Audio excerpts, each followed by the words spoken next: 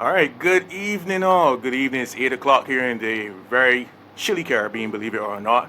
Possibly around 25 degrees Celsius, but that's enough long talk. We have here today the first of many conversations that I think we're going to have with some of our leaders. A frank, fair conversation, nonetheless. With in the house, we've got the Honorable Minister, Donville Inniss, and my surprise guest I told you nothing about really, the lovely Crystal Howell is here as well, and I know she has some questions that I figure we'll have the minister, I guess, Cat Sparrow? not Cat Spraddle, rewardedly being in the hot seat. This isn't meant to embarrass the minister. Again, you guys have asked for it. You asked for a frank, fair discussion with a minister, with a leader in our community, more importantly. And I'm quite sure, given the reputation that he does have, that this conversation will be fair. Welcome to the show, sir. Thank you very much, and good evening to you, Crystal, Hi. Jeremy, and others, and of course the listeners of the Facebook. I look forward to the engagement this evening. And the minister said that he came from awake, so we want to make sure he's awake, right? Tonight especially. So like the timeline today, or rather the segments today, are very simple. This first half hour, Crystal and I will be having a conversation with you. 5 questions basically, and we'll feed off of each other there that we want to cover, that we think would be a good preface for the audience. Again, it's all about fairness, all about issues and solutions on this show. The next half hour, going into the next hour, you guys get to call in, and for some reason, because my memory's bad, somebody has to remind me about this number once more. Richie, help me out there, boy. The producer or somebody help me out there. I can never remember this number. It's on the Facebook page. As unprofessional as this is, forgive me. Let me just go right back. So 825-6536. Again, guys, just add to your WhatsApp the following contact. +1 246 825 6536. We will be taking calls after 8:30. All right, WhatsApp calls. WhatsApp calls. Again, it's about being anonymous. If you fear victimization, and the minister is not that kind of fish, I guess. I fear victimization. He fears victimization as well as potholes, if I remember correctly.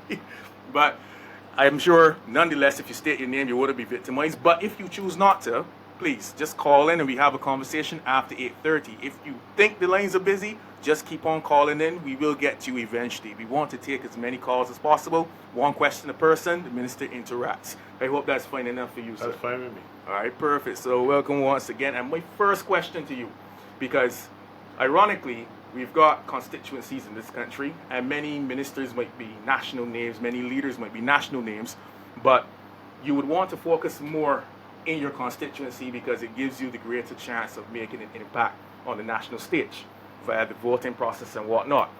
But for most Barbadians that have been following you, particularly members of this audience who would be considered as millennials, who is Donville Inniss? Not what, but who are you? Like, why should we as a country respect you outside of your office? I don't know. I think people perhaps ought to know about us besides being a cabinet minister. You know, many of us had a life before being a minister. Many of us do things beyond what we are called upon to do as cabinet ministers. People say that I like to party, like to lime. I'm a little loud sometimes, I'm a little wild.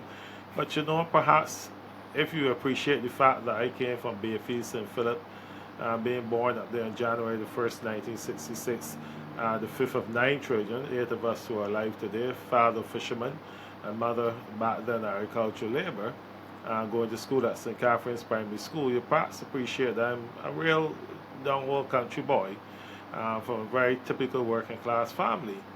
Perhaps I'm now learning later on in life to smooth the edges out a bit. Going on to Harrison College and then to community college, being involved in student politics from a very early age. Matter of fact, when I walked to the studio just now, I said, oh my gosh, this is a far cry from the days when I was doing young people program in Ready Fusion and then going on to CBC in the Pine back then, before going off to Guyana and pursuing my diplomas in youth work in particular, and graduating from University of Guyana and then coming back to KFL doing a bachelor's degree in public sector management before moving on to South Korea, then New York City for a couple of years, where he served as a vice consul in Barbados Council and BIDC officer before coming back here as a young man with a young wife and young child, And Career does that to you. yes, and then getting on in life, work. I worked as a public servant. As a matter of fact, I always tell people that I was actually a short steward in the NUPW, representing BIDC back in the late 90s, and then moving on in the private sector where I served with several key senior positions in software development firms in particular, and international business company before establishing my own business around the age of 32. I ran that for almost 9 years before entering politics. So that's my life story in a short thing. But along the way, I just love a game of dominoes, love karaoke, love liming, and just enjoying all that Barbados has to offer. So basically the man that you would love to drink with and actually talk politics and real issues with. But rather, because you have a background very similar to mine, as you would know as well, you're that working class made man, somebody that also respects the people. Is that how you would fashion yourself, or you figure that's a good summary? That's a good summary. Yeah. Because no, these are the kind of issues that we want to talk about that would affect working class millennials. Some, like our producer, might not consider himself working class, but for the rest of us, including Crystal in the room, there's certain hot button or hot topics that have come up that we want clarification on. And it's not that I figure we want to victimize, because power, yes, is a dangerous game, but at the end of the day, I at least, and I'm sure Crystal at least respects the fact that people, as people, you have responsibilities to yourself and also to others close to you and to the nation. So one of the things I wanted to really get onto, and Crystal made sure that I wanted to talk more about it, is how do we ensure a person of your ilk continues to be accountable? Because I heard many positions there that I guess that you had where you were accountable for others. But now I want to see how you were accountable for yourself, and also your feelings with accountability with respect to the entire parliamentary process. Perhaps I can answer your question by asking what is the concern about accountability. Implicit in your question is that accountability is not a matter taken seriously within the realm of public affairs in Barbados. And perhaps I'm not going to ask you to provide evidence of a lack of accountability. Oh, that's not even where you want to go. No, but I mean, accountability is such a broad term. I consider myself very accountable as parliamentary representative to the people of St. James South. I have to report to them, not just every 5 years, but every day, really, in terms of my stewardship and leadership. I think I'm accountable to the taxpayers of Barbados as a cabinet minister, tasked with responsibility of managing a portfolio, and therefore I must report to the country periodically in terms of what I do. So I don't know what is the mischief here in terms of accountability. I'm not saying that you're wrong, but perhaps I'm asking for a little bit more meat. Hold on, please, don't worry. The meat is right across the room right there. Well, we could start off with the fact that the integrity legislation has yet to be implemented, even though this was something that was promised in the DLP manifesto, and we have not heard as much opposition as we would have liked even from the BLP. It seems to be an issue that both parties would want to sweep under the carpet.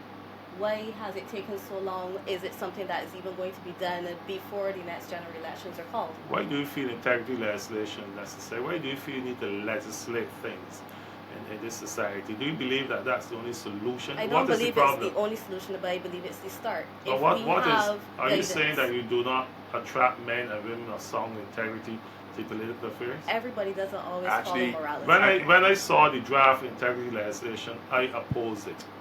I'm bold to say here, I oppose what I saw as draft integrity legislation a few years ago as put forward by the government. Did you propose an alternative?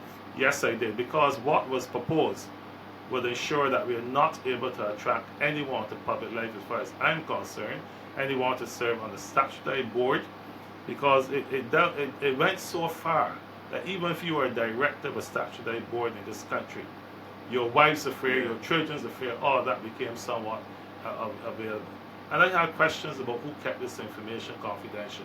You see, if you start out by thinking that those who enter public life are a bunch of thieves and crooks, then I think you're on the wrong path. And I'm not a thief, I'm not a crook. Oh, trust, I don't think so to begin with, even despite how people may feel out there. That's not my personal thing. And in fact, I don't even want to get personal, but the question about the legislation is more about ensuring the public sees or feels comfortable. It's taken seriously. So even if you seriously, don't agree with what was the proposed. other reason why I had a challenge here is I don't know that we don't have integrity legislation ready. People are looking for a collection of documents called Integrity Legislation Act of Barbados or the Integrity Act of Barbados. But right now, if you receive monies for doing somebody a favor, that's a criminal offense in this country. You don't need you don't need any special legislation for that. I think what has happened is that the laws that exist have perhaps not been utilized. Or enforced. Or enforced, perhaps. All right, good. So then, wouldn't that then be the duty of the ruling government to ensure that people are aware of where integrity can be at least accounted for or checked throughout the several laws that we have in this country? You don't want things buried under the table because, unfortunately, at least the constituents that we do have or the audience that we do have has the impression, because of probably lack of knowledge, and this is why it's important to have these conversations, that that there is a need for a central bit of legislation because many of us aren't lawyers, nor many of us don't draft, many of us don't watch Parliament. And you have to be cognizant of the fact that a lot of people are going to find it difficult to sift through multiple legislations to be able to find out where integrity and accountability is documented, and as a means of being able to enforce when you see bad behavior, having it coming back on track. Therefore, let's assume that there was integrity legislation or a document called Integrity Act in the statute books of Barbados. What would you be looking for as evidence that that piece of legislation does work? Well, one of the things which would lead into another question that we would have had is, for instance, when you had the case with the NHC with Dennis Kelman, Chris Sinclair, and Michael Lashley. The enforceability of the PAC. Correct. Yeah, you the Public have Accounts Committee. Government ministers who are being called into question for a situation that clearly questioned their integrity, and the response, as opposed to coming forward and trying to clear the air, was to go and get a lawyer and to basically smear the Public Accounts Committee and what it actually represents. I sit on the Public Accounts Committee, and please permit me, of course, please, because there's a lot of misinformation. I think you are absolutely wrong there, Crystal. Okay. Now, when you speak of integrity, what are you defining as integrity? And please don't confuse integrity with a criminal act, per se. I can sit and say you lack integrity because according to my standards, you don't meet them. And you therefore lack Then what is integrity. your definition of integrity? He's talking about ethics. No, ethics is another issue. He's talking about ethics. But you talk about the Public Accounts Committee, where ministers are being accused of committing a tort, committing a wrong. Yeah. The issue is you have the Public Accounts Committee that comes from Parliament. It has to report to Parliament. The issue is, does the Public Accounts Committee have the authority to summon ministers to them to give evidence? Ministers who may very well then have to report back to in Parliament, for example. So part of the issue here is that in the Public Accounts Committee there is a serious lack of clear regulations as to what ought to guide their process. And the matter really has been very corrupt over the time, as I've started, quite frankly. It's really become a political witch hunt in much respect, and not a committee that really sits and seriously pull away the partisan divide and look at matters objectively. If I was a minister and they summons me, I don't think I would go. You're a part of the same committee that you're saying is corrupt. I think that because we lack regulations that govern the operation of the Public Accounts Committee, and I've been saying that from the time I sat on it. It is chaired by the leader of the opposition. So what are the issues that you would need to have clarified or cleared up so that this committee can function in the way that it's intended? We've asked for regulation that speak to your right, not just to summon individuals, ministers and whatnot, but as, for example, what powers does the chairman really have, what are reporting mechanisms, the processes and procedures that we ought to follow in respect to much of what we do in the committee. For example, I've seen the Public Accounts Committee summons bankers to the committee to give evidence. And then I'm told they have to give evidence in camera, that their evidence cannot be reported on and cannot be laid in Parliament. So you are saying that a banker who's managing the affairs of a private company whom you accuse of being involved in shenanigans with politicians can give his evidence in camera, but the politician or other public officers must give it in the full glare. And then there are issues such as the role of public officers, what is the right of individuals to be represented by attorneys. I think the Public Accounts Committee is a very useful tool. But until we have clear and precise regulations and governance work. And therein lays the problem, though, Minister. Therein lays the problem. All these important governance structures, at least for optics, because I know as a politician, optics are rather important. Correct. And from the whole issue of optics, and then there's the general international question about our governance. And as erroneous as some of them can be, there's a lot of issues surrounding that. I even was on a radio show in Jamaica, Nationwide News, which is I guess the second biggest radio station over there, talking about the same issue. And what kept coming up, and I couldn't address it, one of our venerable people, Peter Wickham, kept on addressing it, is the issue of governance and the perceived issue of governance. So these structures that you have been placed in, I think probably as a major campaign going forward is to ratify or to solidify the powers that these things, or clarify the powers that these structures do have, even if there's legislation supporting it, or if you can point to precedent before it becomes a judicial matter. But let me go back to a point that kind of relates to what Crystal was saying tonight. You talk about the works of the PAC and these committees and ministers being involved, etc. Do you appreciate that when it comes to the management of state resources and assets, that permanent secretaries have more powers than ministers? Yeah. But there's a school of argument that will come from the other side that permanent secretaries must be protected. A minister does not sign off on payments in the ministry, That is the role of the permanent secretary. There's some of us who've argued that perhaps permanent secretaries are too permanent or too protected. Ironically, I asked for a list of the permanent secretaries, and I honestly did not even know any. So. But some may argue that should remain the way it is. Yeah, to me, they have to be protected. They have, they survive They're not in the administration. public eye. They don't. We don't even know what their stances are, but yet they seem at almost every conversation I have, whether it be through ICAB, the Institute of Internal Auditors, all of these institutions, it seems to come back down between the ministers and the persons underneath that. The permanent secretary seems to have the power to make these changes, yet we don't hear from them. And then you have. I think you have to view the minister as a chief policy maker. Yes. Pretty much akin to being an executive chairman of a company. And the permanent secretary as the chief accounting officer or CEO of an entity, if we can use you set up the trap right there. Because if the board of directors, being the public of Barbados, right, sends an issue or sends a policy or some instruction to the same chief executive officer, it's our chief chairman, he can still coerce the action of a chief accounting officer. Correct. And I take these words as kindly as I can. Intimidation. Right? You can use intimidation tactics. You can even starve the person of influence, believe it or not, if you have enough people, because we talk in politics, enough people loyal to a party within a particular ministry or within an important department.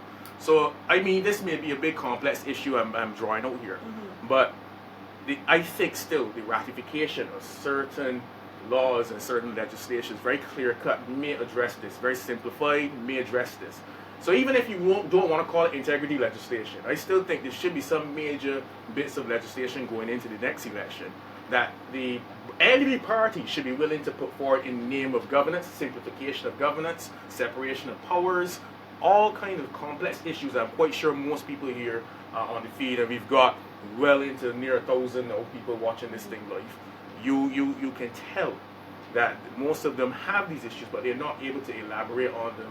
They might not be as fortunate to have a minister like you who's willing to have these conversations, but at least I feel it would endear people.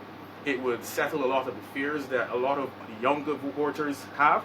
It may even encourage younger voters to come out, because that's a very real issue. And ironically, that's one of my third questions. My third question has to deal with what is the government going to do, or what do you plan to do? Let's start with you. You've been a great communicator, one of the better ones from the government. So I wish more people spoke. I wish the Prime Minister spoke more often. Honestly, as an individual, I wish the Minister of Finance spoke more often. But you've taken that mantle up, and more credit to you. And it says a lot, because the fact of the matter is that the people voted to hear you. They bypassed the leader, they bypassed the Minister of Finance, which speaks a lot to the faith that they're at least having you to come and fairly say what is going on. So if there's a mandate, you said that I may very well have, or you set up a trap, but I tell you the door is wide open. I don't feel trapped. I pull back on it because my policy is not to endanger or encroach. No, that is fine. I actually believe that individuals like myself, Right. who offer to serve at this level, not as a minister, I didn't offer to serve as a minister, I offer to serve as a parliamentary representative first and foremost. And that when you get into public space, there really is not much called privacy anymore. And I don't run away from that. I think It's that integrity legislation. no, I think I ought to be able to face it. But and we can argue to the cow come horns about this thing called integrity legislation. You place integrity legislation in a statute book that says that the assets of individual at all levels must be disclosed to some competent authority and kept for safekeeping and reviewed periodically and whatnot. And you have all sort of related legislation accompanying that. Then you have the please ensure that when you do that you have the resources to effectively police it.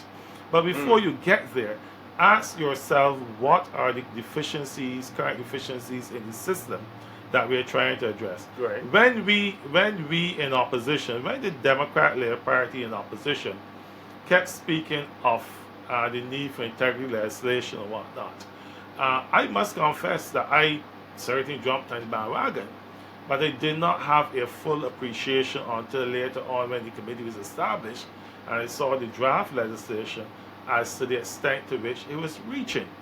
And my question was, do we have systems in place now that can work, and why are they not being utilized? Because I see too often you go and create legislation because you want the boss that you put something on the statute books, and it really is not sometimes worth the paper is written on. I hope you realize that you answered the question that you asked me earlier. If I don't believe that the people of Barbados have integrity, because the same fear you have that no, I believe everybody has integrity. Then the people who are supposed to keep this information confidential, you don't have faith that they will have integrity to do so. Oh, I never said that. I never said that. But you know what? But we have to determine who they will be first in system where we can. You see how important this level of communication is to ensure that people don't have misinformation. Now, for instance, today, what's been going around Facebook, particularly amongst people in our age group, is this memo, this fake memo. The only reason I could see it was fake was because of the little experience I have in terms of receiving public sector memos in the past. But it spread like wildfire. It helped to propagate an entire rumor that civil servants would not have been paid across the board, even if some might have been paid late. But nonetheless, it helps to encroach on people a level of fear that unless somebody speaks to it, the story runs on its own, and you can essentially not have the ability as a government or as a sitting minister or even as a constituency rep at best or parliamentarian to pull it back. So when a lie gets a high start, it is hard for the truth to catch up. Yeah. And I feel sorry for those in political class who don't pay attention to the social media and the fact that it works with rapidity to get information there. I was alerted to that memo from public officers in my ministry who came and said, well, I have my bills to pay. I need to be paid. I said, what are you talking about? And they mentioned it to me. I said, but look, I also have my bills to pay and I need to be paid. And I can guarantee you that if your money is not in the bank today, it will be there by tomorrow. I have no reasons to believe that there will be any delays in payment. And I checked back this morning, a few of them, and they were all paid. Right. But well, now that we're on the topic of being paid, right, we want to discuss a bit the fact that the 10% was reinstated. Oh, yeah. And the message that it sent. It sent a very negative message because you are one of the higher paid persons it's not in even public matter service. That is your perception. And this is not just my perception, this is the perception of a lot of persons in Barbados. But therefore you got to give me the chance then to give the other side. No, please, but if people are not prepared to listen, I hear this argument all the time. They're prepared. That ministers are the highest paid people in the country. Let me say this in public service. What should a minister be paid? I never argued whether you should or should not be the highest paid. I'm saying that you are some of the higher paid persons in the public service. Do you believe a minister should make more than a PS? Oh, jeez. This is a good No, I'm asking you honestly. Do you know what a permanent secretary makes? Do you know the role and responsibility of the permanent secretary? Can you tell me what a minister makes vis-a-vis a public permanent What does secretary? this have to do with the fact that ministers would have reinstated the 10% in a time when persons are even considering, because we had the central bank forum where the governor at the time would have discussed the fact that some public servants have to go home. So what we're trying to discuss is... The governor gave his perspective. He gave his perspective. But let me ask you this way. We opted to take a cut in salary. Agreed. A cut in salary. I called the head of the NUPW when this issue came up. I said, Kenny, if we had cut public servant salaries with a commitment that it be reinstated in 19 months, and it was not reinstated in 19 months, what would you do? Shut down the country. I said, if a year more passed, which moves it to 31 months or so, and it was not reinstated, what would you do? But his position, he don't represent ministers. But first off, forget about ministers. Ask yourself the question of principle. If you, Crystal, entered an agreement with your employer to have your salary cut by 10% for a fixed period of time, and it was not restored in the time frame, what would you do? It depends on the circumstances, because in our case, we said fine. Let it continue another year. I love this lesson in debating technique, but the rhetorical questions, right? Yeah, no, there's some people who believe actually that ministers should not be paid. Oh no, that no, obviously does not make any sense, because no one would be incentivized to be a minister. There's some people in this country who believe that ministers don't have bills to pay. Some believe that ministers. Let me bring some levity to this thing. Let me bring some levity to this thing right now. Because I think we're missing. No. But it's of course the minister's position to do that. It's an argument that you will never win and I will never win. But here's the thing. I think there's one way. I believe in meeting halfway. All you had to do is what the unions have failed to do in this country over and over, which is effectively communicate. Now, I will state this position.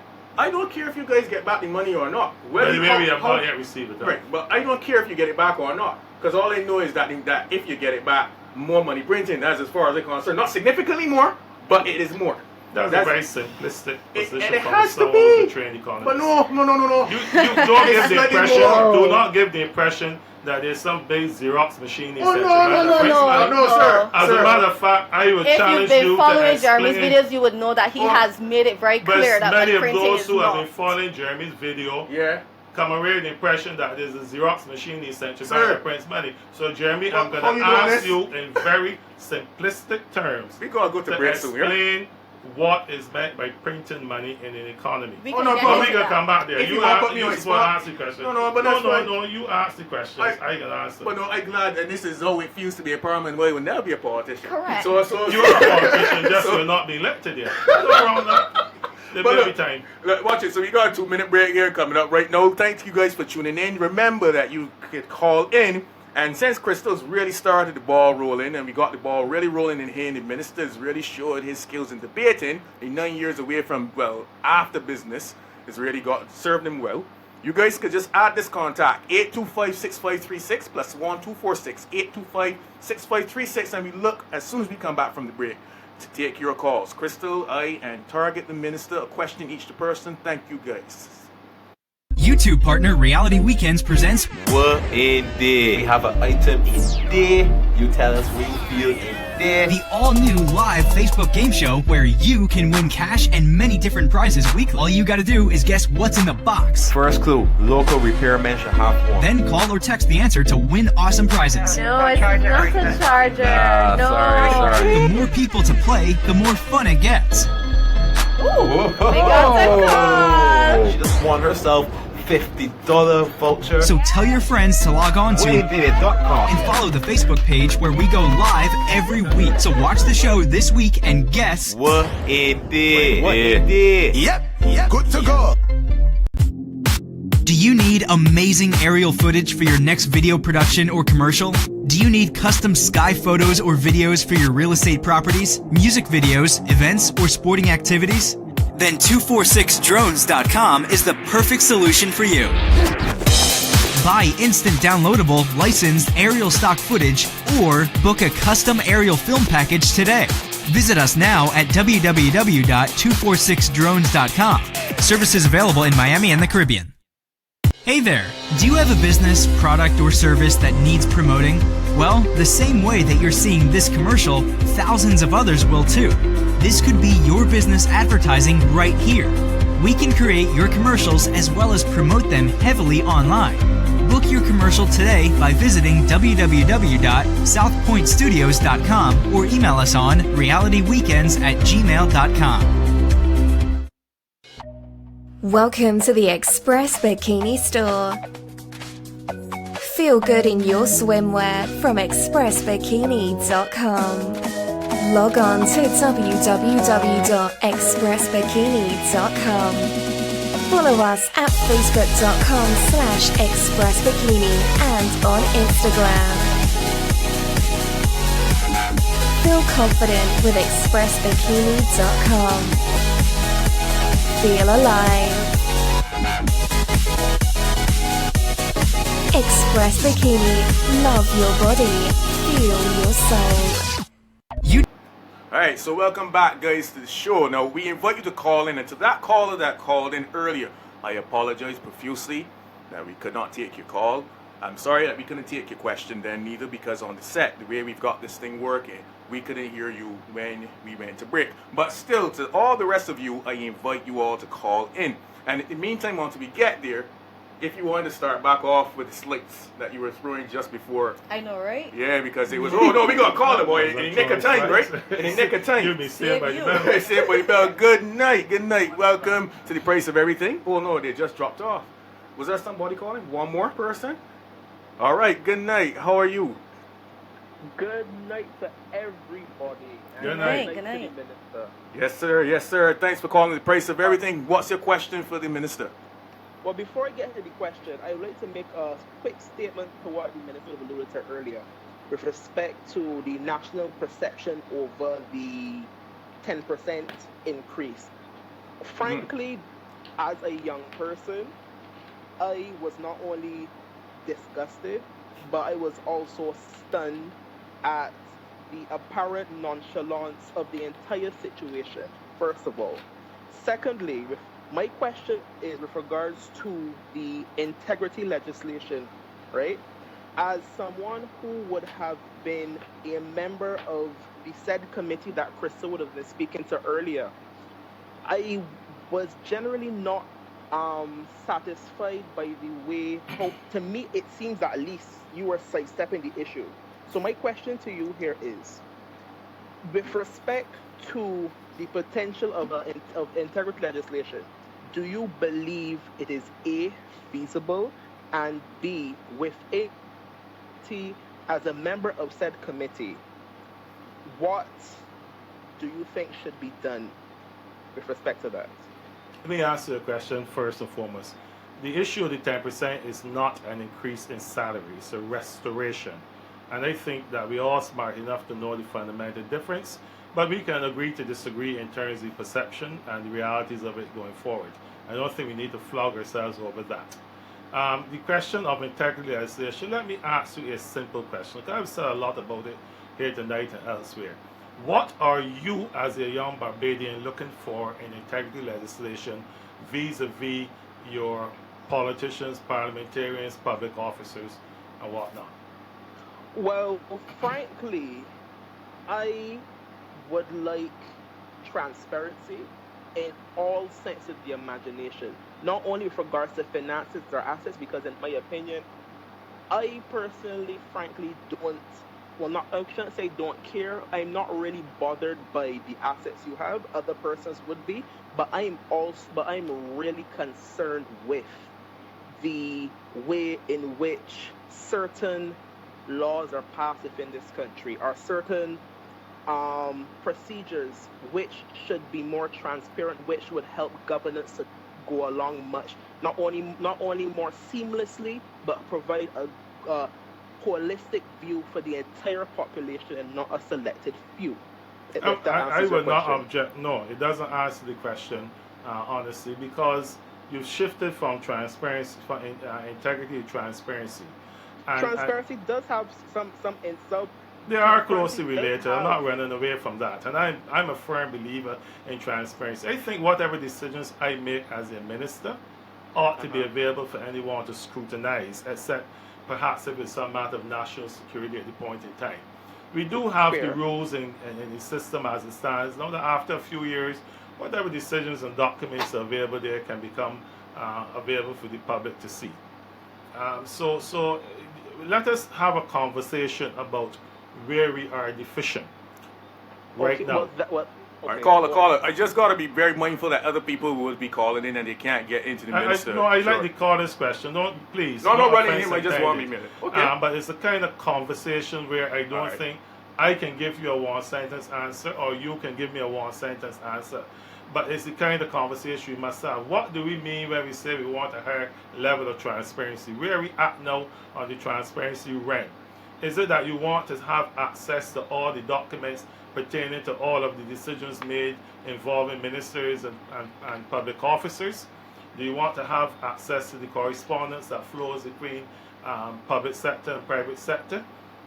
And if so, within what context? I'm not giving an answer. I'm just seeking to have a conversation because I think a forum like this provides opportunity for me not to just say what I think should happen, but to get good ideas or to get ideas to come from the other side as well. So then, if I can invite people like the caller, because I know this caller, and if I can invite people like this caller to come to your constituency office, kind sir, I think it's a Thursday where you see people. No, I see people every day, and I'm available on WhatsApp, emails, whatever. I don't pick no particular day. And this person I know is very very near, very often to your constituency office. And you say well WhatsApp as well, so you're willing to give. My cell phone number is 836-1583. All right, you hear that? One more time, 836 what? 836-1583. All right, hope you guys wrote And that if down. I don't answer, feel free to send me a text or WhatsApp.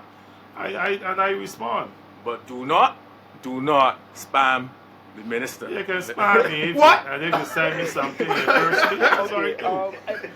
Jeremy and Connor, I'm going to let the other callers come through. Yeah, But man. I really look forward to engaging to you on this topic. He would take that up. It I is- know this It is caller. a very serious matter. I think it's one that we will not run away from. All right, so thank you so much, caller. So, that was actually quite breathtaking. All right, but you see, if this is transparency, the name of transparency, so be it. Chances are that number he gave out is a government phone anyhow. So a government phone number anyhow. It's public asset, right? It is paid for by the ministry. All right, so we got one more caller calling in. Hey, good night. Welcome to the Price of Everything, talking to our leaders. What's your question for the minister? Yeah, good night. Good night, everyone. Good night. Good night, My good night. core, I was really want to get into a discussion. After my discussion, I would ask you two questions, but the core problem is I really think is the most important right now for Barbados is our total debt, along with the increasing fiscal deficit and the stagnation in the growth of our foreign exchange reserves, right?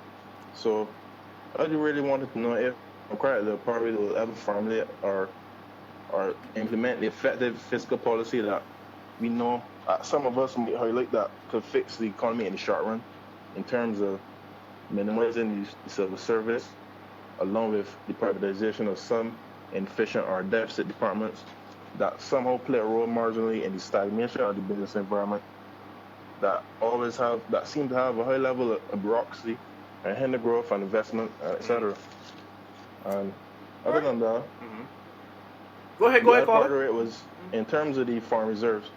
If they'll ever have a serious discussion to be held about diversifying the economy away from tourism, because it could be argued that it has capped in the past couple of years.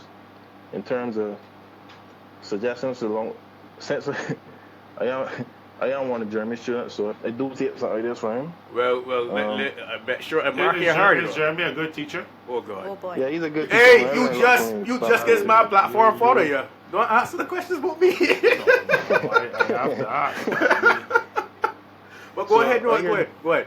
Yeah, so I hear Jeremy talking about some things in terms of like getting into logistics, although that's a high level of investment, so that still would need to be looked into granularly.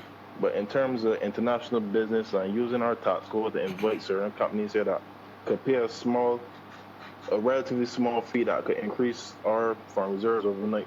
So I really want to know if there would be a serious discussion in terms of fixing those two problems in terms of the stagnation and the growth of the foreign reserves and looking at a fiscal policy that will, in the short run, fix the total debt and the fiscal deficit. Very good question. Good question. I think that forum like this really ought to also center a bit around the state of the economy in Barbados, because whatever you talk about, there's no doubt about it that certainly in my own life, the average Barbadian does have genuine concerns about the economy, however they define it. And that is a matter that we politicians cannot and must not run away from. And I think when questions are asked, we must give very candid answers. You have obviously, I hope not because of Jeremy's teachings, but through your own experiences raise concerns and uncertainty about the current and projected state of the Barbados economy, issues of stagnation and growth. It raised concerns about the need to further diversify the economy, about the lack of fiscal space, the growing deficit, and the foreign reserves, which undoubtedly is there on everybody's mind today. A couple of quick answers I'll put forward to you. One, I think that the economy is pretty much diversified, but there's still room to grow. Tourism remains the most significant part of the economy, I believe growing net about $1.2 billion per year. But let me also say, like we had a conversation last night in a similar chat room, that the international business and financial services sector is not too far behind at almost $900 million per year contribution to the economy, nearly 4,000 companies, over 4,500 individuals directly employed in the sector, and being a significant net contributor to the Barbados economy, particularly in terms of foreign reserves. I also say to you that our exports to the Caribbean region and further afield is also showing signs of picking back up as well. Not just in terms of the manufacturing sector and specialized in niche areas, but also the services sector. And I really think that if I had to point towards an area of growth for the economy, is that we can do much better in terms of the services sector, that we can really grow it out. We've had, certainly as a government, brought on board the Cultural Industries Act that has really placed a lot of emphasis on the potential for the cultural industries, offering incentives to it as well therein. You've also said it's not just about earning foreign exchange, it's also about saving foreign exchange. And that is why great emphasis has been placed on the renewable energy sector. Because the one exogenous factor in the economy is the fact we cannot control the world price of fuel, fossil fuel, and therefore as a state we have rolled out a suite of incentives, legislative and otherwise, to develop the renewable energy sector going forward. You ask, but you know, there are some short-term issues that have to be addressed. One is efficiencies in the public sector. I'm not going to run away from that. That is a low-hanging fruit that we can all do better on. And I can cite a couple of examples that I've done in my ministry in terms of rollout of technology, for example, in terms of accessing a plan and such like. Faster decision-making process. For example, when I joined this ministry, there were a whole set of items that you needed a license for. And I said, but why? Why should somebody have to send a broker to my office to apply for an import license for an item that really and truly poses no threat? I really eliminated, actually, I think it's about 33 items from license. Because they were absolutely not necessary. It came with a policy position, only those items that we really felt we needed to protect on the domestic side from competition, or those that were of national security that we can do. Those are the little things that we've done. The international business sector, going the route of the indefinite license, instead of having people trekking to office December 31st, everything, creating the corporate trust and service providers legislation. These are some of the things that we've done to speak to efficiency improvement within the system. I also, though, to add to your question, firmly believe that the public sector is still too large and influential in our society economy.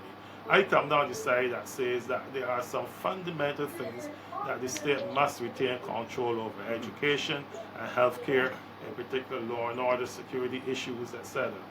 But you know, as I look around the landscape, I ask myself, do we still need to own any hotels in the country, for example?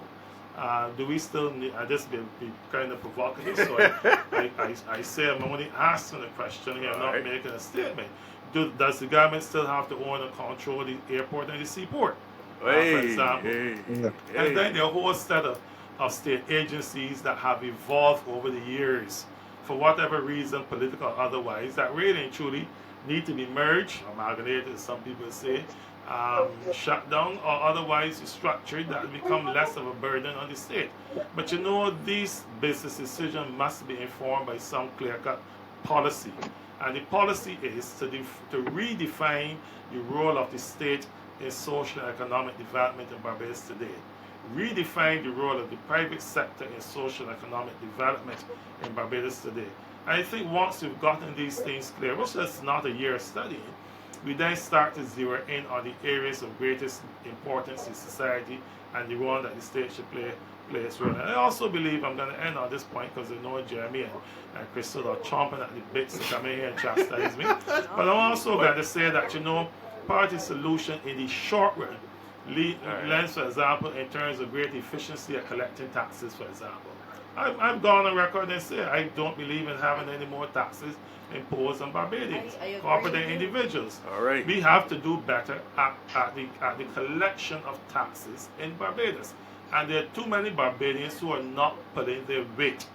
And I'm sorry to say, it may sound a little harsh, but some of them are going to have to feel the weight of the law if they don't pull their weight. Well, considering this is a point that I actually agree with you with. You found one to agree with me, Crystal? Yes, if you want. Right, so so quickly, I want to use Yes. the one of the things that you highlighted just now in terms of like renewable energy is I think is approximately like 400 million US we spend in terms of all imports in a given year, right? yes, Yeah, on yeah. average, in last year. Yeah. So, yeah. Thereabouts. So, in terms of actually getting an actual solar volcanic system set up, I am currently in the I don't know how to say, but I am currently looking into the actual installation of one, right? And there's still a lot of bureaucracy in terms of the same way I was saying that there are a lot of inefficiencies in the government in terms of there's not no clear cut regulations are saying well we using environmental or other factors to define if the project will be approved or not. So there's not full information. So it's like in terms of business, it always seems that it's kind of small game in terms of if something will work or not, and it's time that and it's a lot of things are laws that could affect that actually play an effect in terms of the GDP overall because when a project does not start, that has some sort of monetary value to the economy. Yeah, but I mean, I guess you're speaking towards about the any inefficiencies in the system that would prohibit a smooth rollout of a renewable energy project. For example, you have a home, you want to install a 5 kVA solar photovoltaic system. You have to apply for a license, perhaps to do that. You want to know you have a faster turnaround or a fast turnaround license. But more importantly, you want to know that there's clarity in the process. Do you need to go to the government electrical engineering department to apply for an inspection? And if you need that, what do you have to do before that? Do you have to apply to the Ministry of Energy for a specific license in order to generate the power? Do you need to get permission from the Fair Trading Commission? What's your relationship with Light and Power's utility? And you're right. If there's ambiguity as to the process, then individuals can become frustrated, make bad business decisions at the individual level, which then translate into some bad decisions at the macro level as well. So I'm always happy to hear, in spite of the fact that I think we have fundamentally done the right things in these reforms, where are we not getting it right? Yeah, but that's actually very good contributions. I got an idea who it is now that's called in and don't penalize the No, you probably get it A+, and you don't really get them from me, so here. So thanks for calling nonetheless, man. Very good contribution, yeah?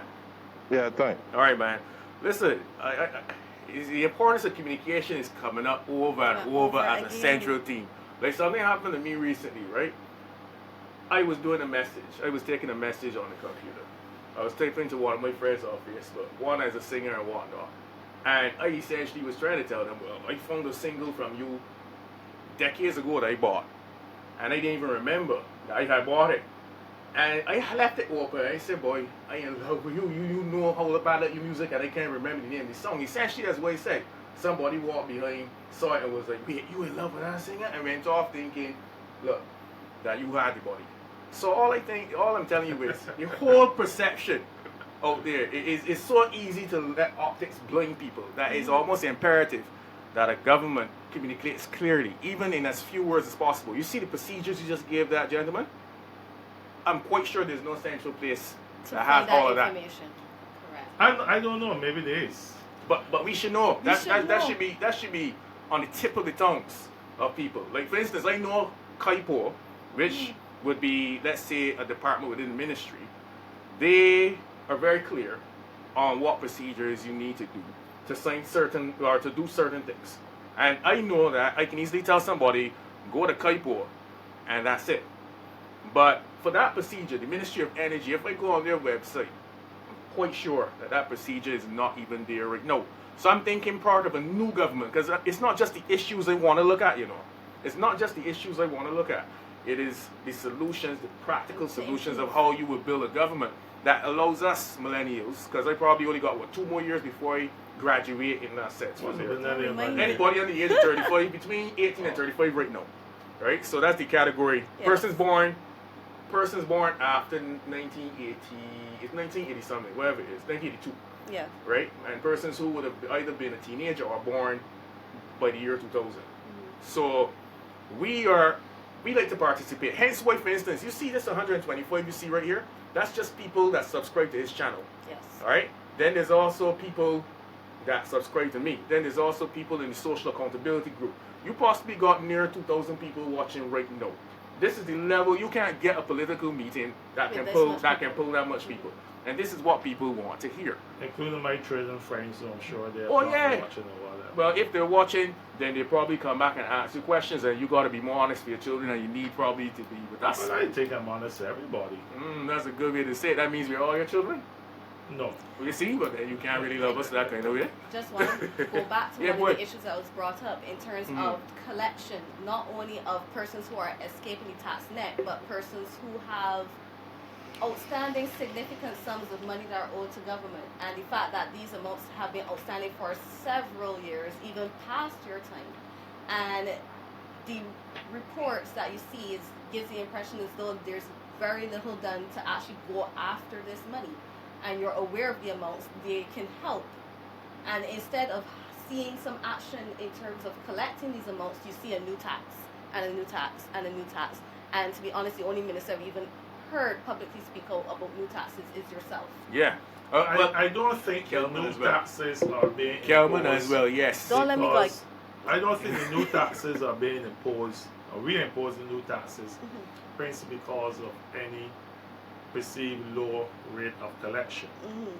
I don't think that's the case. And any tax that is imposed, one must also, in public finance world, assume a certain percentage of non-collection anyhow. Now, I answer your question by saying two things. One, let us not discount the fact that the state also owes individuals and corporations a sizable amount of money. Way more than is owed to government. It's like a cycle that goes around. Yes. If the state doesn't pay its bills and pay it on time, that impacts upon the cash flow of businesses in this country. Agreed. And if individuals and businesses don't pay their taxes to the state, then the state can't reimburse some who are owed. Which makes it imperative for you to be able to collect. The last Auditor General's report would have reported at least $708 million in outstanding funds to government, which could help. But you realize the cyclical issue that you're I talking about, right? do understand. But people recognize that as well. People need. I'm not blaming. This is one where I do not only blame government, because everybody plays a role in this. The public that just sits down, does not say anything, and the private sector that owes this money and is not coming forward, and then the persons in the private sector who are paying their taxes are punished because then they have to pay a higher tax to make up for this shortfall. I think part of the solution lies in constant reminding Barbadians of what is done with their taxes. You and I and Jeremy, others in here, may be good taxpayers. But you know what annoys me sometimes as an MP or politician is when individuals say, well, you know, why should I pay taxes because the service at the hospital is bad, for example. And it's bad because you yourself are not paying the taxes. But then, you know, I will say to individuals who have a certain lifestyle, have you ever stopped to think that if you end up with end-stage renal failure and you end up on dialysis, it's going to cost $4,000 per month for the rest of your natural life to keep you alive? Right. And where is that money going to come from? Many of us have never stopped to think, what does it cost to keep our children in a primary school or secondary school in this country? It is a lot more than what most people pay in taxes on an annual basis. What does it cost to maintain the police force, for example? I can tell you that straight right now. You ought to know, you're a part of it too. Correct. But you know, that kind of conversation needs to Yeah, happen. And the other point I was about to make in response to Kristen Alex, we had the debate in Parliament recently, amendments to Barbados Revenue Authority Act that sought to say that you needed a certificate, a tax certificate, to sell land, not to sell to or dispose of land and whatnot. And then the perception went up there, the argument went up there that the state is stopping a small man from owning a piece of the rock, or is stopping from selling something. But you know what? Hitherto, before you had the BRA, Land Tax Department, VAT, all those are separate entities, and left hand did not know what the right hand was doing. Now with the BRA responsible for all of the tax collection acts in the country, they ought to be equipped to know who owes what or who pays what across. Well, it still comes across as two right hands, though, Minister. Well, that may be a more administrative and trade union issue, but it really is not that case.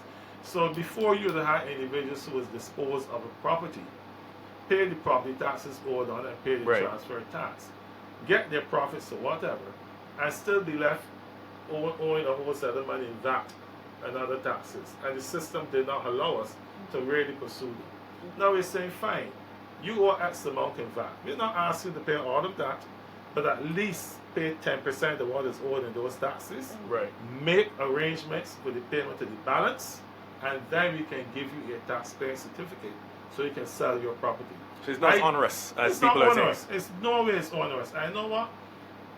The so-called small black man is not caught up in this, you know. Because people like politicians like to use this term, the small black man, all the time or whatnot. Sometimes you don't even understand what they're some talking small about. Indians on here too. You know, Well, if you bad. whatever. But you know, maybe. But that act in itself of Parliament and the government is designed to assist in capturing a lot of those who were not paying their fair share of taxes or absconding and not pulling their weight. So what is the punishment then for persons not only with this situation but in general not paying taxes? Because it feels as though you put on fines, you put on penalties, they ignore those fines and penalties, and what? You ever see for example, in property taxes, the Land Tax Department periodically would put up people's property for sale and do sell them when you don't pay.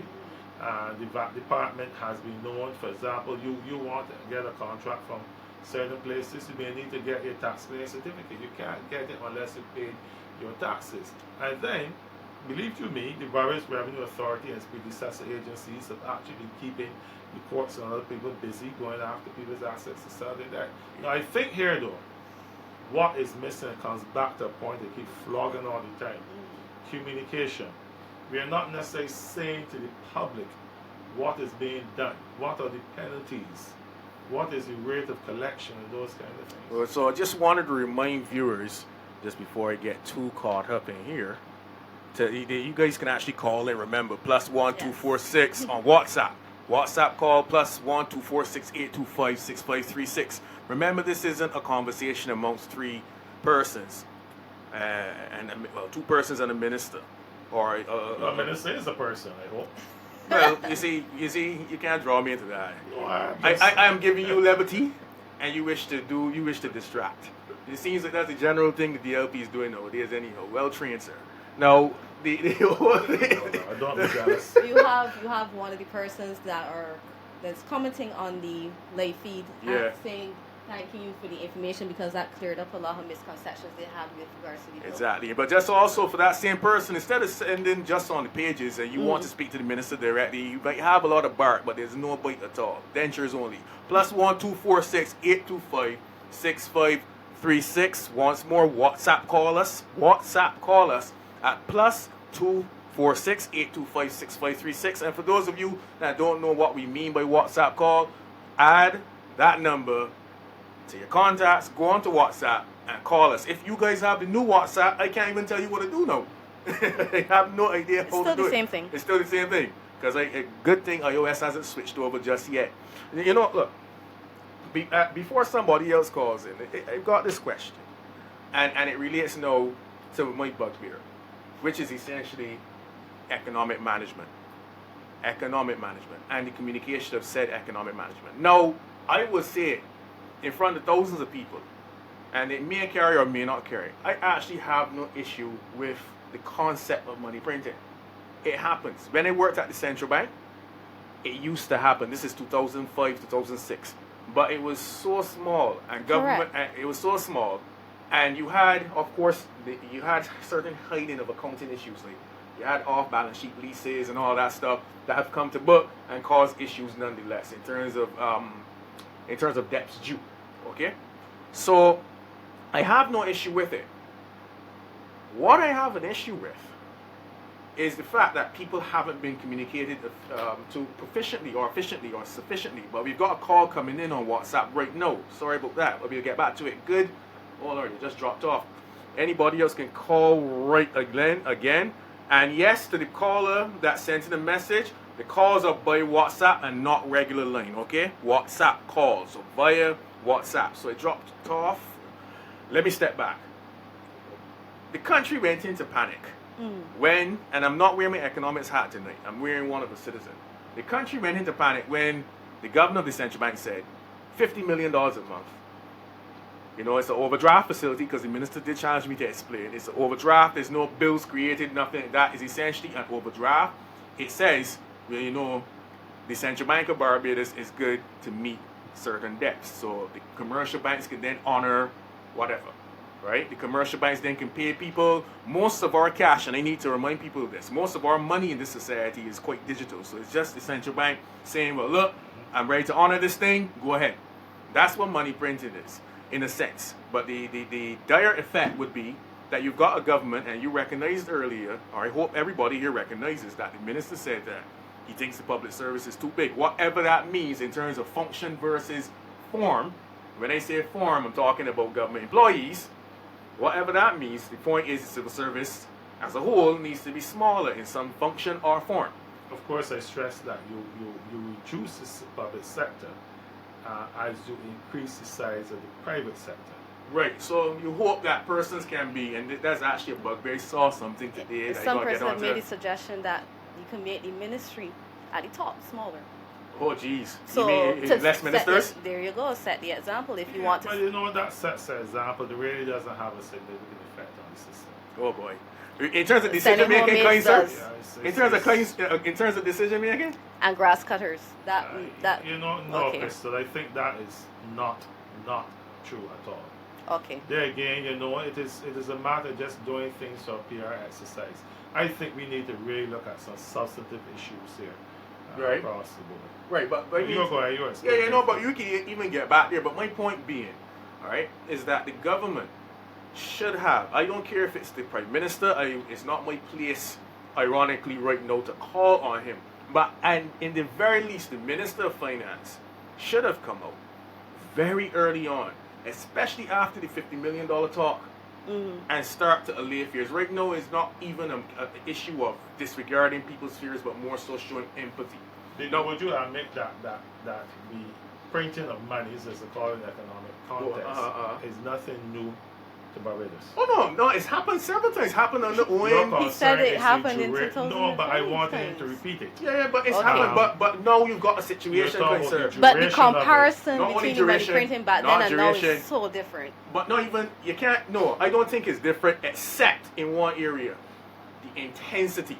That's what you're referring to. Intensity given that government itself has issues. You've had since 2009 the fact that you have accrual accounting in government. So therefore a lot more debts were brought to book. You can't afford certain government guarantees anymore. No. All right? You've got the case where at least taxation is not enough to cover government expenditure, or never really was nearly, but since 2008 you get a widening of the deficit simply because there was a softening in the economy. All right? Let me ask a question. To what extent was the bring to books previously on no, that was major. Impacted upon it? Because it's a significant point, and this is where I think we ought to take off our partisan political hats and look at these matters objectively and learn from the lessons. Yeah. It was major. Previously, you had an administration that created several entities, did many things, as I said, off the books. But there were still debts or liabilities due by the state. And when this administration decided we're going to change that system of accounting and bring them all to book, then appears on the government's balance sheet now for all to see. When you say what this the truth- administration, who you're referring to? He's the not one with that the I'm part of, the Yeah, no, Democratic Party. the DLP. No, I brought mean in- to be frank, They brought in the the book. Barbados Party created major debt that was not reflected on the balance sheet Yeah. of the state at the It was point a- in time. Remember this I discussion know with you have yeah. discussion with me many times. When the Democratic Party came in, we said, no, this is not right. We need to see what is the true picture. So those debts were bought to book, but obviously then related to issues of what the real deficit would be, Exactly. how it's financed. No, let us not play the blame game. It is what it is, or it was what it was. All right. The issue is how do we fix that problem? And you have to admit that the Minister of Finance has been very consistent in saying that the printing of money or the central bank financing a government operation is not a sustainable mechanism. Agree. Therefore, we need to reduce the level of transfers to state agencies, for example. And we've cut across the board the level of transfer to many state agencies. You have no idea of the amount of wastage that could take place in some yeah. state Oh agencies. no, but We do. all right. So to declare my hand, I don't even remember if you know when it was probably discussed in cabinet, but I'm part of the oversight committee, so trust me, I'm extremely aware of that So we have wastage. attended cabinet meetings. Oh Lord, what are you trying to do to me here now? Go ahead. I was not in the cabinet meeting when that was decided upon me, when that was decided for me. But just to declare the hand, I can sympathize and empathize. Hence why, when it comes to the whole issue of debt management, my thing has always been, all right, I understand the need to reduce transfers, but you cannot look at it, or even wages, but you can't look at those things in isolation. You have to also look at the cost of financing, because if it is that the private sector, ably represented by commercial banks, have decided to cut back on the amount of funding that they give to government aid. Because I heard stories today about even one of the commercial banks pulling back even further. Then I believe that it's important that the government looks at solutions all across the board. But we've got one WhatsApp caller calling in. Hi, good night to you. Thanks for calling the price of everything. Hi, good night. Hey, what's up? Good night to all. Good night. Good night. Right, my question is Go ahead. term and the medium term to either curb its spending or increase its revenue. To You got that promote question? growth. Is there a formulated plan, something that they can tell us that they have in writing?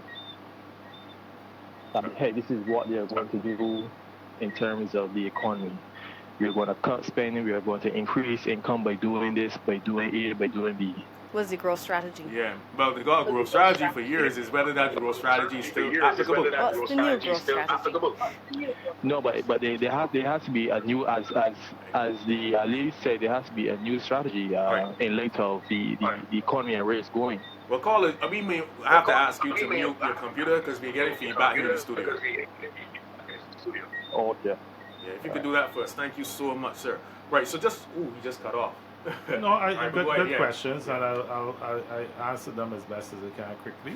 One, I think in terms of the growth strategy, we've identified the main areas that we believe we can get some quick wins on. One is the tourism sector, and we've already seen that through the efforts of Minister Sini and his team, we've been able to get the highest level of arrivals in Barbados in 2016. And I saw a report today in terms of the spend as well that seems to be inching up therein. And we've also decided that we had to invest more in a tourism plan. And that's why the state, for example, has said, look, we're doing the whole Sam Lawrence Castle, which is the Wyndham project, and we've approved for the Hyatt project to get going as well. And there's several other hotel plants that are being refurbished or graded to meet that capacity, along with efforts on to increase the range of the tourism product that's available. In the international business and financial services sector, which is also a quick fix, we have certainly seen that our numbers of entities licensed in Barbados in 2016 over 2015 have increased by 13%. And that is through the efforts that we made in terms of rolling out new products to the industry, striving for better business efficiencies across the board. Now, where do we go from here in that sector? For example, we are aggressively going into the marketplace in the UK For example, in the next 2 weeks, you have a mission there. The missions on going into Canada, Colombia, Mexico, and some other non-traditional markets. Our BIBA partners, International Business Association partners, are working with us to roll out a new suite of products. And these are not things that would take a year or 2 years to see the benefits of. These are things that benefits start to come about in a few months, for example. Certainly in my end, I've given the mandate as early last year that we have to increase the exports of goods and services in Barbados by 10% per annum going forward. We mounted missions into Ghana, St. Lucia, Grenada, and other regions. I know we're looking at one up north now as well. And already we're seeing an increase in the exports of goods from Barbados in some key sectors as well. I think those capture some of the short and medium term things that we're going. On the expenditure cut side, the Minister of Finance and RCM keep saying we have to cut across the board. So I can tell you that each minister, each permanent secretary, each accounting officer continues to use the scalpel to cut out what is not necessary. Travel expenses have been reduced. We've seen, for example, with our telephone system across the entire public sector, we've deployed the latest in technology. Before we were spending thousands of dollars in like a small ministry like mine on telephone costs. And by using more modern services, IP phones now, we have been able to reduce government's expenditure on telecommunications by a great amount. I think also on the expenditure side, as I mentioned earlier, we have to be a little bit more aggressive in terms of streamlining some of the state agencies. The transfers to state agencies continues to be a major challenge. And going back to Crystal's point, and Crystal, please don't think I was unduly harsh on you. I actually like your tone and your sincerity and patriotism, because accountability and transparency is not just for politicians. If we don't adhere to the same standards and principles for chairmen of boards, directors, for the CEOs and the staff in some of these state agencies, we are going to continue to be spending top in mud. And that's why, for example, I've said, and my colleagues have said, annual reports of state agencies must be done and done on time. And when they're not being done on time, people must be held accountable. The NIS especially is probably the worst example. Exactly, but this is the problem. What happens when they're not accountable? And then it leads me to, like a guy like me, to even believe or tell millennials that you shouldn't even look for a public pension by the time we get to 60, because there's no expenses that have overtaken revenue within the NIS generally. But yet then you hear different stories. I think hold this one. We got a caller. Hold this one. Hi, good night. Sorry for being so long. Welcome to the Price of Everything. You are online with the minister. Oh, thanks very much. I wanted to call in to jump on a point because we were discussing transfers and stuff like that. And I think we have to make it a little broader, because if we look at systems of the country like transport, we have a completely unsustainable transport system. We don't pay the cost of transfer. It's not borne by people who use the buses or anything. So government now owns the buses. You have to subsidize the cost of the bus. You have to subsidize the people traveling on the bus. The whole system is managed by the government, and it cannot work.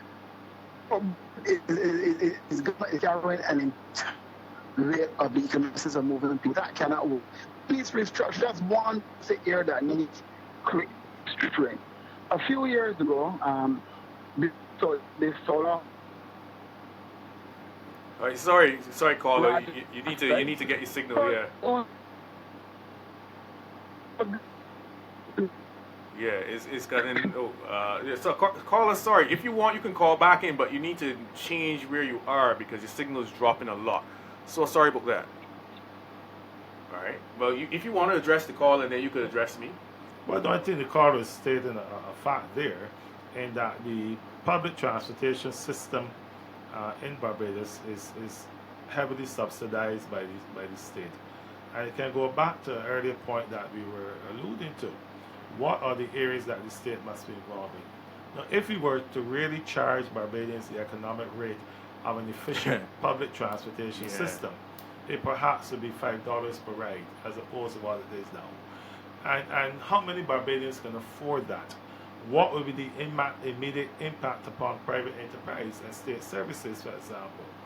So something that we say, well, good, we have to subsidize it. Of course, we also must say the same vein that it has to be as efficient as possible. I think the same caller's calling about. Okay, go ahead. All right, sorry. Let me just be sure. Good night, good night. Is this the same caller as before? No, it's not actually. No, Good night, good night. Sorry, you can state your question. Sorry about that. But go ahead. Thanks for calling. No, it's a different caller actually. Yeah, I realize. I'm just asking Minister, good night everyone. Asking Minister, what is the signed integrity legislation or anti-corruption legislation then? Basically, he was talking about transparency, etc. And then the next question I would have for him, under his time as the Minister of International Business, IBC, lots of IBCs have left. Can you tell us why, or what new legislation, would he like to implement? Why hasn't he implemented legislation basically to attract new companies? Why has he not done any new incentives? Why are we so far behind? And, those are some of the questions that I would like to pose him. All right, good. Very good question. But the last one you answered is actually a complete untruth. You said that lots of IBCs have left Barbados. I can say to you that as at December 31st, 2016, we had just over 3,900 licensed entities in the international business sector as regulated by the International Business Division on our books, compared with 3,444 thereabouts for 2015. So the evidence is there that there has been no mass exodus. From 2015 to 2016, I'm looking at a trend from 2008. No, even when I look at even when I look at the trend, and the revenue also aspect of it. That's why I would like you to focus on. And if you want, you can always send me your email. Just a matter of fact, I'm just going to put them all out there in the public domain again, which is in public space, so that we can put aside these half truths about the numbers. But we cannot measure the international business sector just by licensed entities.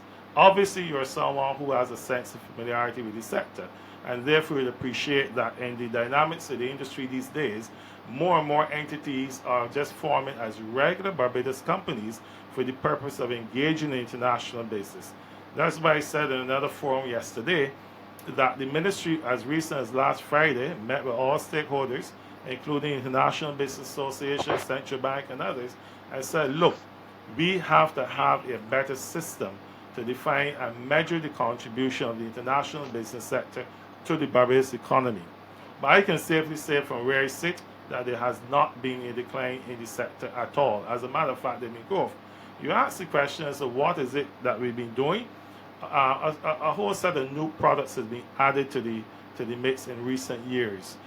We've had international trust entities. We've made some changes to Society Restricted Liabilities, the Incorporated Cell Company legislation, the Foundations Legislation Act is there on the statute books. So a whole new set of products have been added to make it doable. Beyond that, we've also instituted the Corporate Trust and Service Providers legislation to make it a little easier for those who do business in jurisdiction without compromising on the regulation in the sector. The Global Forum has upgraded Barbados from being partially compliant to largely compliant, which speaks to reputation enhancement as well. And I just mentioned a couple of the roadshows and promotional activities that have to be done. Of course, the beauty about the international business sector is that the marketing, by and large, is driven by the private sector. And they are very much upbeat and indeed a very strong partner to the ministry going forward. All right. I think you asked an earlier question. Now, I thought so much it may have slipped me a bit, but feel free to ask me again. Legislation. Why didn't you sign it? Or why didn't the BLP, sign it? That's what you run on in 2007, 2008. And the BLP wouldn't sign that. Well, we spoke about that at length. We spoke about that earlier, and I think no, it's a good point though. But just to be benefit for others, Jeremy, I think what we ought to do is arm ourselves with copies of any draft legislation that talks about integrity and corruption of public officials and those kind of things, and put them out there. Let members comment on them. Because I come down the side, and this is perhaps 2020 hindsight, that we actually do have quite a bit of legislation on the books right now that address some of the concerns. Right. we may need to ask if they're there, are they being used or not being used? I can tell you of public officers who have been fired from the public service since I've been a minister because of acts that they committed that contravene the laws of Barbados in relation to their performance as a public officer.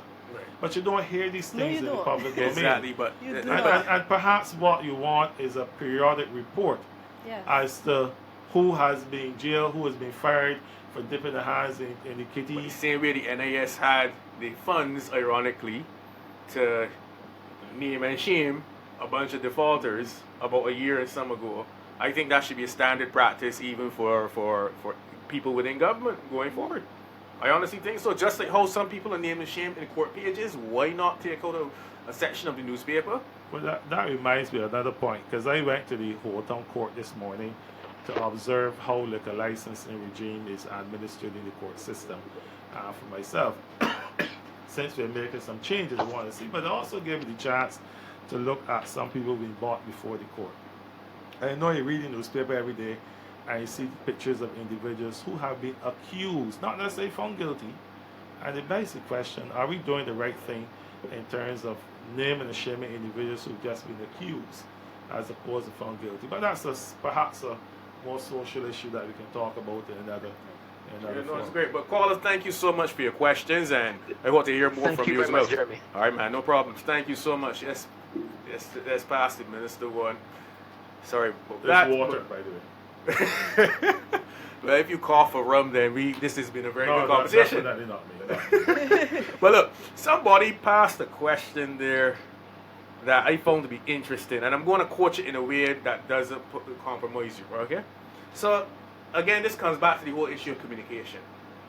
If you were, let's say, Prime Minister, some years down the line, what is your view on your responsibility to communicate major issues or major developments to the country as often as you can? And what benefits do you see generally from taking such an action? The same position I have now that I'm just an ordinary minister. I think that communication is very critical.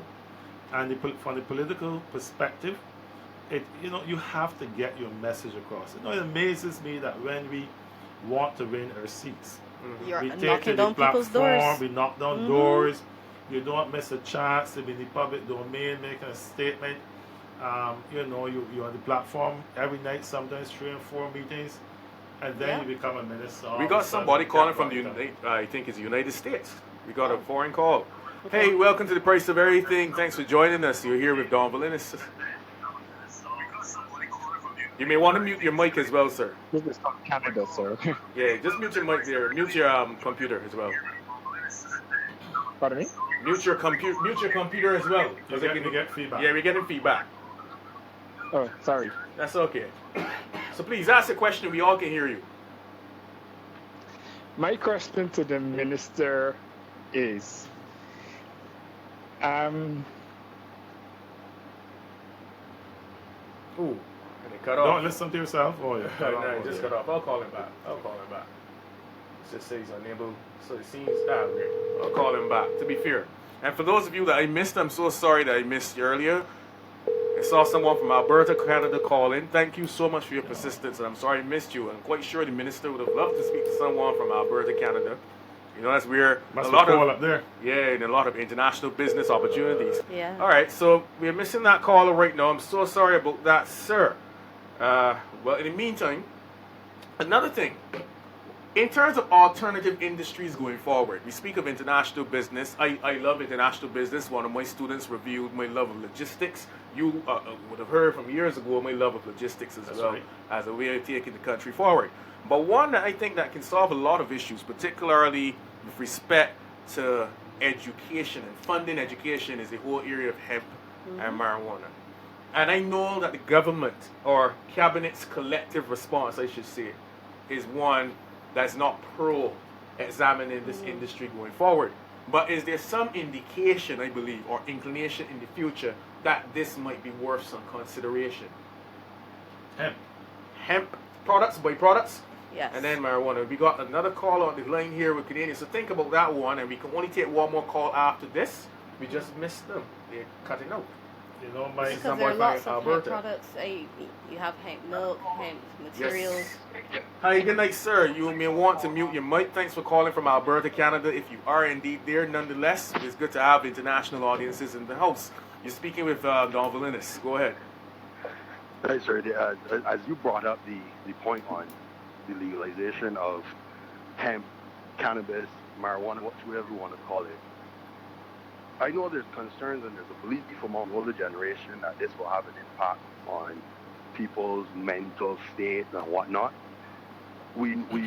There's tons of research to show that these things are fallacies, that the correlation arguments that are made are not causation arguments. And I'm wondering, at what point in time will this generation that precedes us, start looking for different alternatives to generate revenue, not necessarily from a exportation of marijuana, to subsidize, but something that would support tourism, in that this is a product that is legal in Barbados, that can attract individuals that are not necessarily violent, because there's nothing that would show that individuals that smoke weed are violent, but anything that helps boost our tourism product before others take advantage of these scenarios. You know, caller, one of the good things about having children is that you get to stay in touch with the younger generation. And it's a very good question that both yourself and Jeremy have asked, because I had an unsolicited conversation with my oldest son a few months ago, who said to me, "Dad, to get Barbados out of its economic mess, why don't you guys consider growing hemp?" And I was taken aback, and my first reaction is, "Are you smoking pot?" No, I'm being honest with you. That's my first reaction as a father. Until the smart guy sent me a long written discourse about the economic value of hemp. Correct. And dispelling the thought of the negative health consequences. And I must say that forced me to start to think a little bit and have a lot more open mind. And I've come to the point where I say that Barbadians, we need to open our minds and look at the value that some of these products can add to our landscape. Yeah. We need to do much more research and development on the medicinal purposes of marijuana. But the research and development has already been done. We are usually importing other people's ideas and products. And I say we need to start doing these things from right here in little Barbados and see the world as a marketplace. Sorry, sir. Go ahead. Intervening. Yeah, go ahead, caller. And sir, to add to that, right, is that the problem is that we're only thinking about the use of marijuana as its own plant. Exactly. But the thing is that you have a lot of individuals in Barbados that, if they're growing weed, yes, it's illegal, but if they're doing it because there's weed in Barbados, we know that.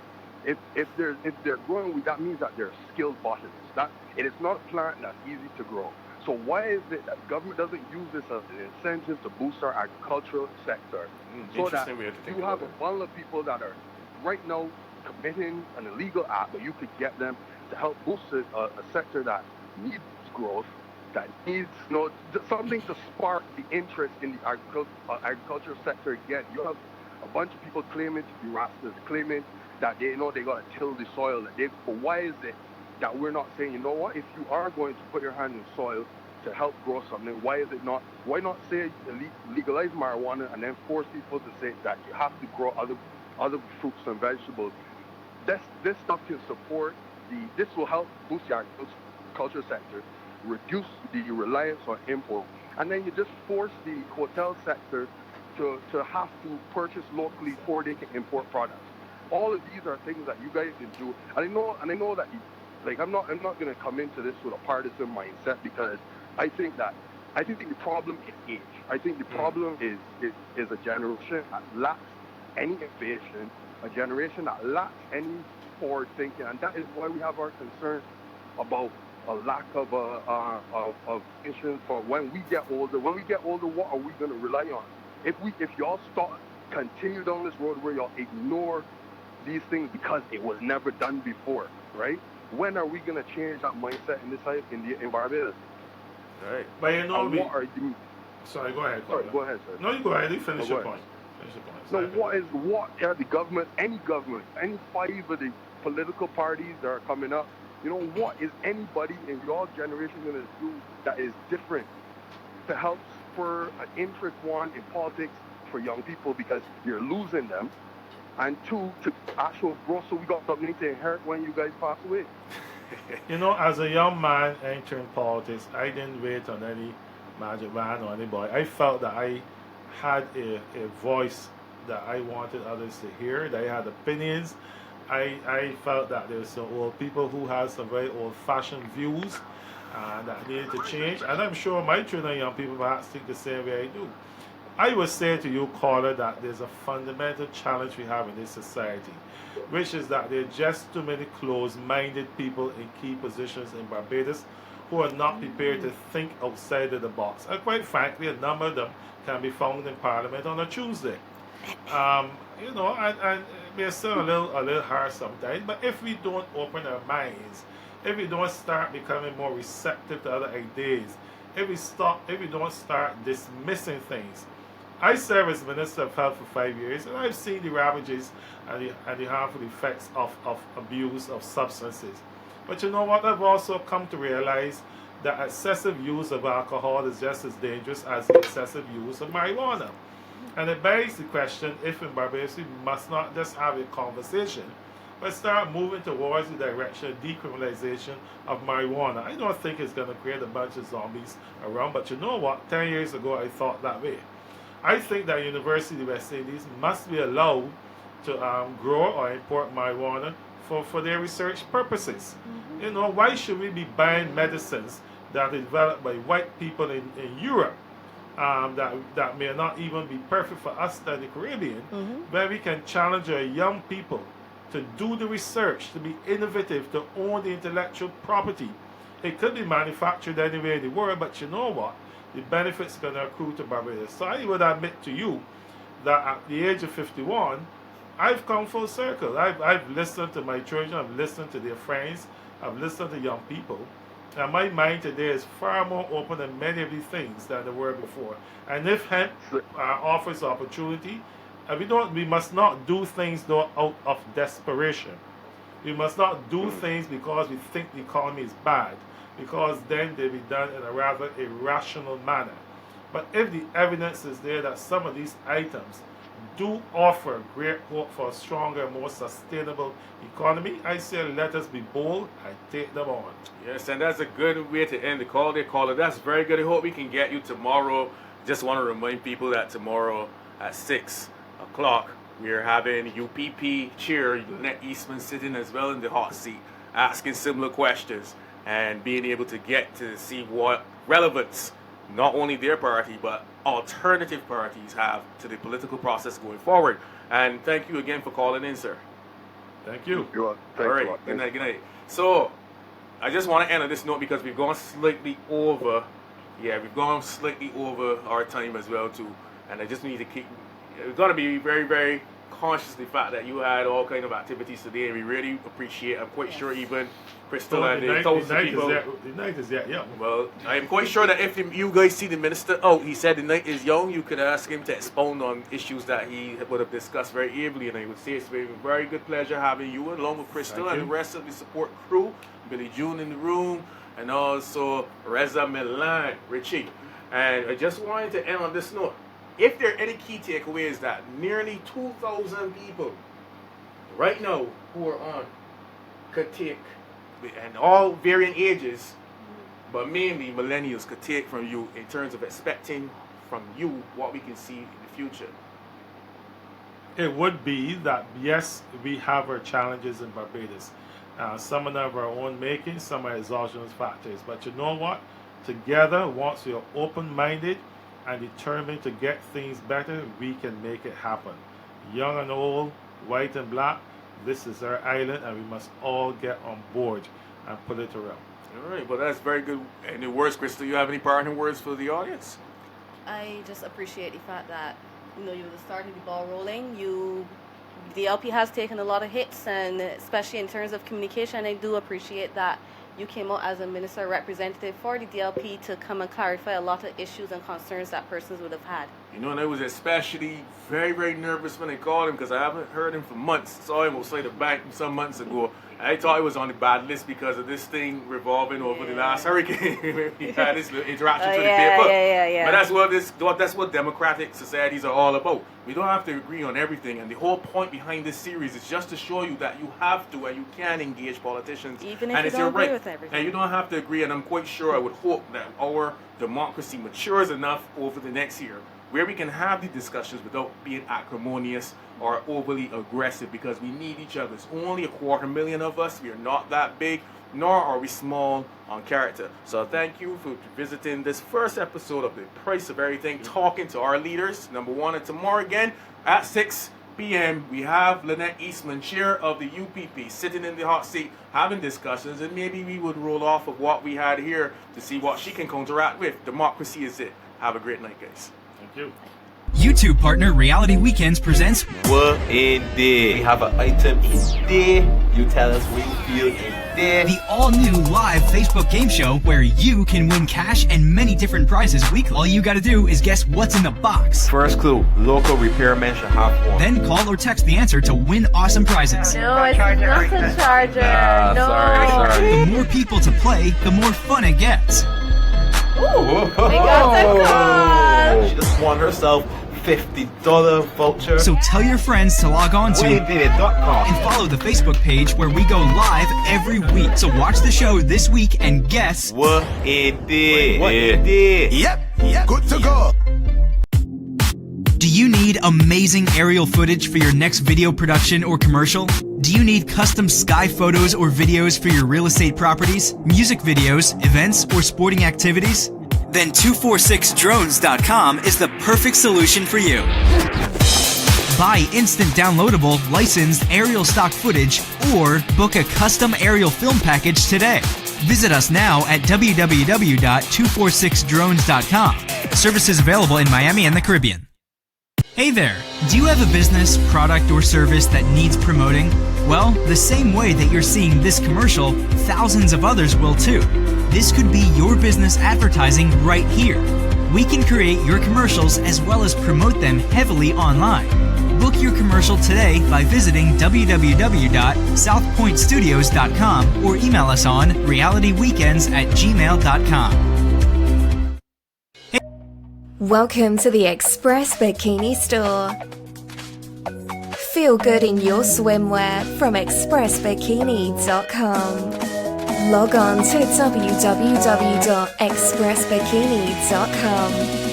Follow us at facebook.com/expressbikini and on Instagram.